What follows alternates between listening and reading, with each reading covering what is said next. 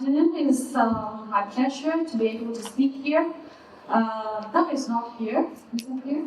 But he's just out. I'm just trying to explain the situation, because if you find my talk not interesting, don't blame Doug, because I twist his arm to come here, right? So it's not his fault if you don't like my talk. Now, I'm going to talk about something very different from what others have been talking about. I'm going to share with you the other perspective. So far, you have been hearing the industry, the NGOs, the waste plastic material recyclers point of view. But who are going to supply the materials to them? Waste generators. And I'm talking about speaking from the perspective of a waste generating organization's point of view, what challenges we have been facing. And you will find that what Bob said this morning is very true. The prominent issues in plastic waste management that appeared 20 years ago, they are still prominent today. Very disappointing. So, one of the positions that I have with the university that Bob just now failed to talk about, because it's just too long for my introduction, is that I'm also the convener of this task force on campus sustainability. Now, this organization, the Task Force on Campus Sustainability, was established in 2009 when the university decided to fund a project which is called the Sustainable Low Carbon Project. And from then on, we established our sustainability policy action plan, and as a result, we have this organization set up to conduct education, to raise the awareness among campus university members on various issues on environmental sustainability, including the low carbon issue. Let us talk about the focus on waste management at our university. Hong Kong BU, in short, is Hong Kong Baptist University. Now, probably all of you will have some experience of either studying or going to a university. And I'm sure all of you know that we will generate this category of waste, the campus waste, normal campus waste. They can be from classrooms, offices, or even the normal waste from our laboratories. We also, I don't know the policy in mainland China regarding the universities' caterers, but in Hong Kong, especially also on our university, we have canteens which operate to serve our university members. But the waste from them, the caterers have to remove them at their own expense. So it's not directly managed by the university. Our university only are responsible for our own normal waste. On the other hand, we also have chemical waste in our university, because we have labs. We also have engineering facilities that will generate what is called hazardous waste in mainland China. In many other jurisdictions, you call them hazardous waste. Hong Kong is very unique in that we decided to call them chemical waste. So if you just don't know what chemical waste refers to in Hong Kong, just think about a hazardous waste in your own context. But hazardous waste obviously is not within the scope of today's forum, so I'm not going to cover that. Now, basically what we have for the collection of recyclables and waste, they are not really that unique. Basically, they are the recycling bin and also the normal garbage bin. Surely, I think you can tell that this is a normal garbage bin, and for smaller rooms, we have the smaller bins. Now, this one is a waste recovery facility, small waste recycling receptacle, you may say. This is only the size of a normal waste bin. We call them mini recycling receptacles. We design it ourselves, and it's made with cardboard. Now, we decided to use cardboard to make this mini recycling receptacles for many materials. Actually, we have CD. This is the compartment for CD. This is for rechargeable batteries. This is for laser and ink cartridge. On the two sides, you can't see over here, but you can see there's a a transparent container. Over here is for other types of materials, and at the bottom, this is the compartment for waste paper. So we decided to use cardboard paper to make these recycling receptacles because we want them at the end of their service life. The whole thing can be totally recyclable. So we don't want them to become a piece of waste at the end. So other than those mini recycling receptacles, we also have larger bins. This one is for we have 2 points on our campus to collect expanded polystyrene and expanded polyethylene. Now this is very unusual in Hong Kong, even for large corporations. I think that knows the reason, but in short, you know that expanded polystyrene, because there are so many experts here, is very low density, very high transportation cost to collect it.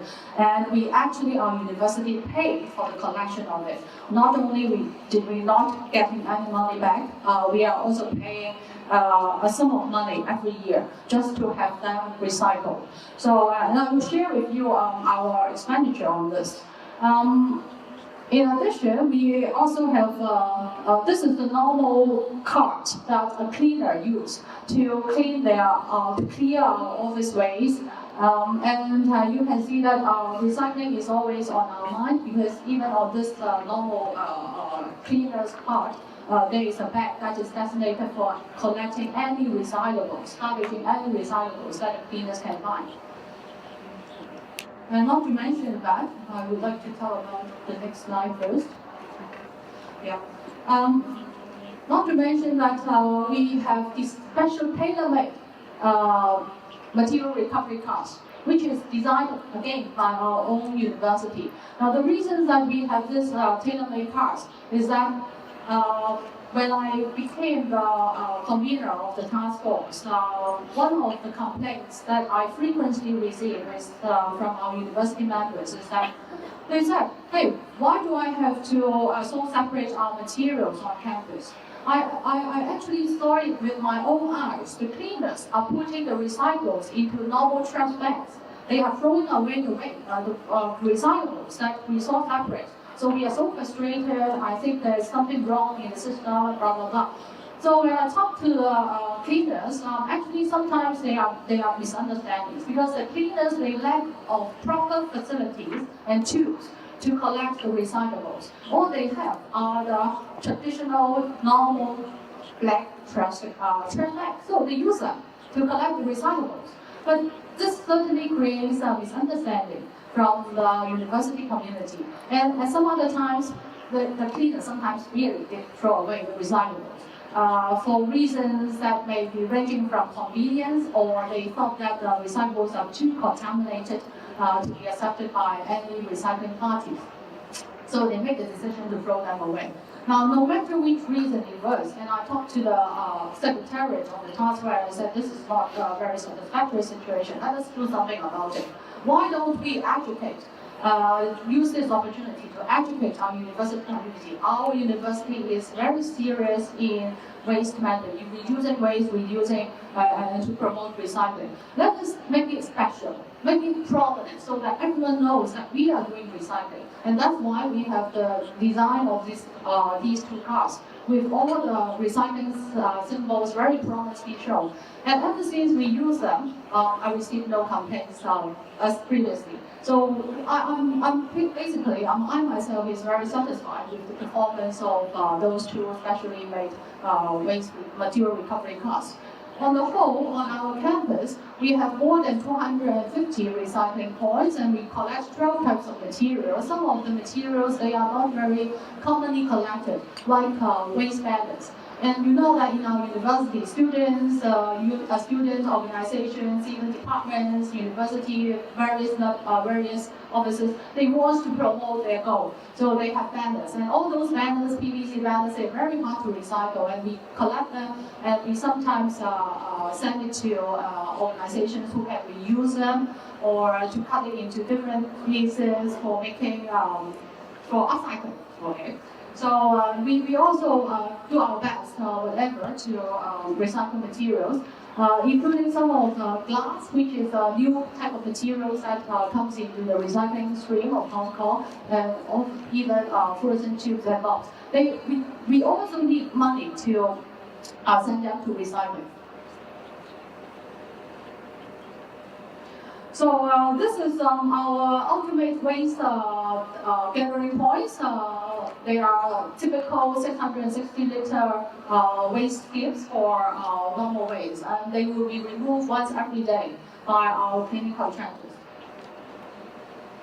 So next I'm going to share with you our recycling achievements, and because the focus of today's forum is on plastic, so I will only spend time talking on the two types. Plastic, mainly the normal plastic, and also the polyfoam. What you can see is that we consistently collect or recover about 200 or slightly above 200 kilograms of plastic materials until 2012, and then all of a sudden we drop back. Now, why? I promised Bob yesterday that I'm going to talk about the impact of green fence operation from China to Hong Kong, and this is exactly when it happened. 2013, when the green fence operation was in action, and the mainland Chinese government tightened up their import policy on policing or screening out the what they call overseas refuse, which actually means contaminated materials. Okay, and because in Hong Kong, maybe you don't know, if you are not from Hong Kong, you probably don't know, because Hong Kong is a very small place, we don't have our industrial base, and we don't have a strong material recycling industry at all. Over 90% of our materials locally collected, they will be packed and exported overseas, mostly to mainland China, especially plastic materials. So that green fence operation actually hurt us a lot by making the exportation of plastic materials very hard from Hong Kong to mainland China. And that's why the very next year, we received, because even our plastic material collectors are rejecting our materials, stop collecting from our campus. As a result, we see our recycling figures drop. And I still have to find out why in 2015 our plastic recovery rate is quantity is so low. Now, however, for polyfoam is totally another different story. We actually had quite a lot of momentum in the recent 2 years on the polyfoam collection. And of course, even though we are paying for it, we are more than happy to continue to pay for it, because we all know that polyfoam, when they go to the landfill, they are the most hated, problematic materials. And because of the experience in the green fence operation, now we are trying to secure more plastic waste contractors to collect our plastic waste. Now, well, actually, I should not say now, but just about a month ago, we still have two. But now, I will say we are left with only one, because one has already gone. So, and for expanded polystyrene, as I said, I promised to share with you the cost that we are incurring to have them collected. We actually paid it on a structure of per trip. For each trip of 2 points of collection, we pay 950 Hong Kong dollars.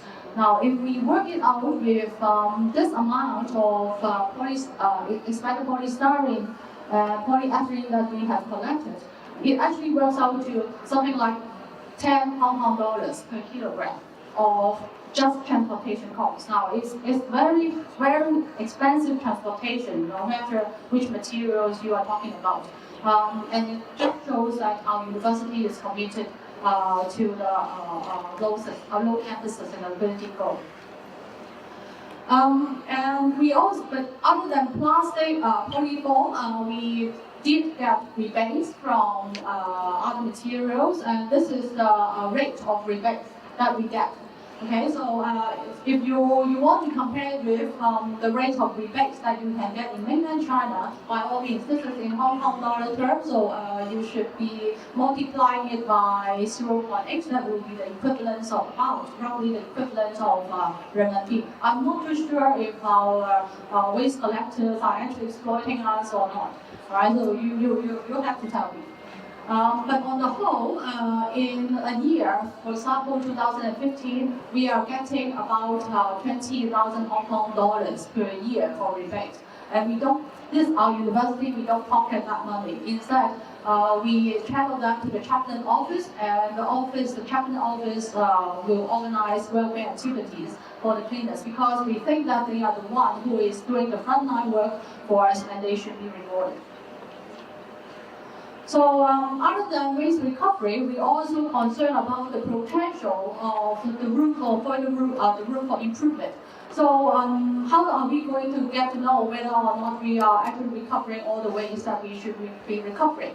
Now, unless we can conduct a waste characterization study, and this is actually my expertise, so I just asked the final year project students, here you go, here's your work. And in 2014 to 15, the students of mine conduct a waste characterization study on 8 offices and departments in the university. We try to select half from the academic departments to represent the academic departments, and then 4 from the administrative offices to represent the other type of operation in the university. Now, we don't select them totally randomly, because as I have just give you some heads up, we have a campus sustainability plan. So we every now and then we assess the performance of not just recycling, but other no campus initiative of various departments and offices in the university. And on a year, we actually give them prize, to regrade them and give them prize. So we select in proportion, some of them from the gold tier, some of them from the silver tier, some of them from the bronze tier, just to get to know whether their so-called assessed performance correspond to what we found in their waste stream.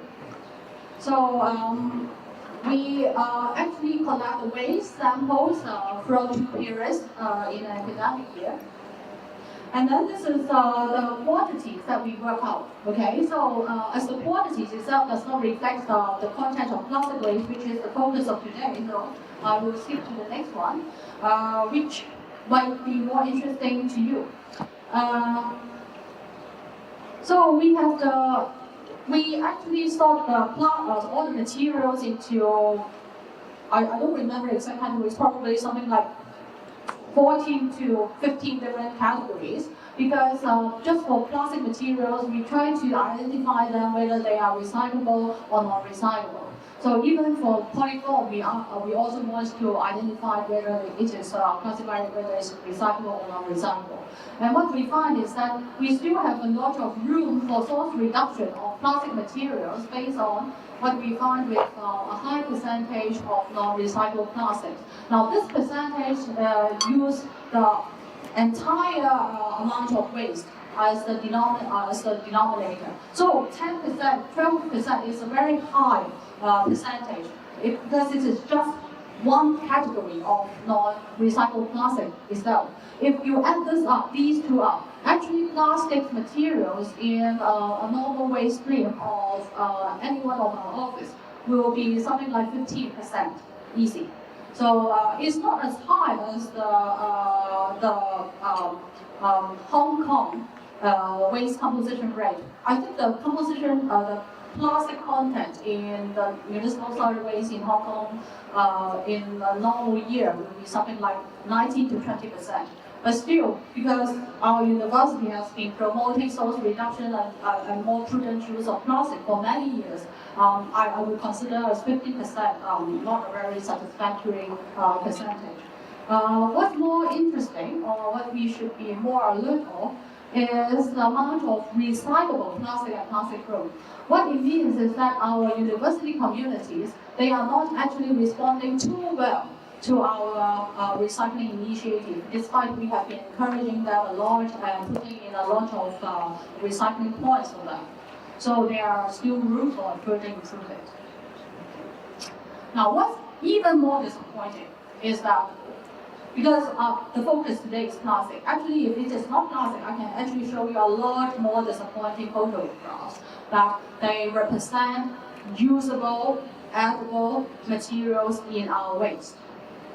So what sometimes I actually find is an apple that has only taken one bite, and it's the whole piece thrown into the waste. But now we are focusing on plastics, and what we find with the usable plastic items, they include a brand new, they are the pots, right? Not really used before. This is not even open. This is a photo frame. This USB, again, not open at all. And this water bottle is also very new. They are all thrown in the waste. So what it implies is that our university community, in fact, still needs a lot more education to become a more resource-conserving group. So to sum up the barriers that we have in practicing good waste plastic material management, I will group the barriers on the two fronts. One is the supply side, which I don't use it in a very conventional sense. By supply side, it actually means from the waste generator's perspective, what are the barriers? And for the demand side, I mean from finding material collectors, what are the challenges? So from the waste generator's perspective, I think one of the challenges that still we haven't educated our communities enough, so that they are the general environmental awareness and consciousness and especially commitment is not high enough. And also, I think we all have this feeling whenever we go to shop, there is actually very limited choice. I know what's wrong, I know what is not good, but can I not buy it? If I don't buy it, then I have to sacrifice consumption totally. I cannot choose. If I purchase fruit, even the fruits from the markets, they all come with the EPE net foam that is used as a buffer. Alright? So how am I going to get rid of that? Right? I don't buy fruit. Even I don't buy fruit, that EPE expanded polyethylene waste is going to be generated, has been generated anyway. So there is actually a lack of choice, and from the consumer's point of view, this is really a problem. So we need green companies with good design to help us grow. Also the case with bioplastic. Well, I'm not against use of bioplastic, but I think it should be properly folded so that we know that it is bioplastic. Because as far as I know, if it is bioplastic is mixed with conventional plastic, it will be incompatible with the traditional material recycling process. And for unknown reasons, one of our caterer is serving the coffee in PLA, I think, in PLA cups on our campus, but I don't think they have labeled it at all in their plastic cups. So far, unfortunately, we didn't get any complaints from our plastic material collectors. But if this issue is going to be, there are more and more to be used as such, then we probably will get complaints very soon. So from the demand side, which is getting plastic material collectors, it is really difficult to get a reliable one. Well, very unluckily, we don't have someone like Mike who is so committed to open up a MRF in Hong Kong. So we really want a good infrastructure to help us to stabilize, to help us to have provide us with a more credible and reliable market for our collected materials. And there is also this is the reality. Although plastic materials is valuable, but the reality is that its market value is low. Alright, so because its market value is low, very few people would like to collect it, especially for plastic. So in short, to close the loop, there is something that our university can do, and there are many more that not just our university can do, but we need the society at large to figure out the solution. So what we can do at BU is, of course, to raise people's awareness, to conduct more environmental education, encourage staff to bring their own utensils, or you can even set up second-hand, there's typo here, second-hand item collection boxes, or offer rebates or incentives for people who bring their own food containers instead of taking a polyfoam lunchbox out for their takeaway. Things like that. These are all what we can do, and we will be doing that if we have not yet fully engaged on this. But there are many more that BU alone cannot achieve. We need the government to have the political will to take the step forward, such as producer responsibility control on all packagings. The government has been talking about this for more than 10 years and is still not in place. We are talking about waste charging, and I really sincerely hope that within 2 years there will be some initiative, some more certainties on that. But on the whole, the charging rate at this point they are talking about is so low that I don't think we will give any incentives for Hong Kong people to change their behavior at all.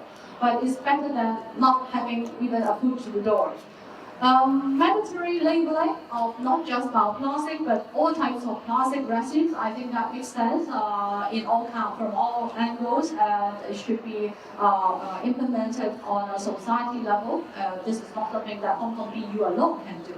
And to further close the gap, we need our governments to have the political will to empower the recycling industry. So we need someone like Mike or similar parties to come to Hong Kong to help us through, right? So I hope that this is just to show you that in the US, coding of bioplastic has become a law in one of the states.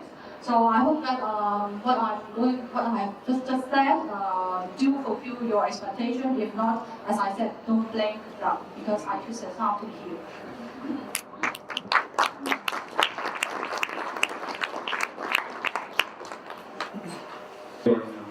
Plastic.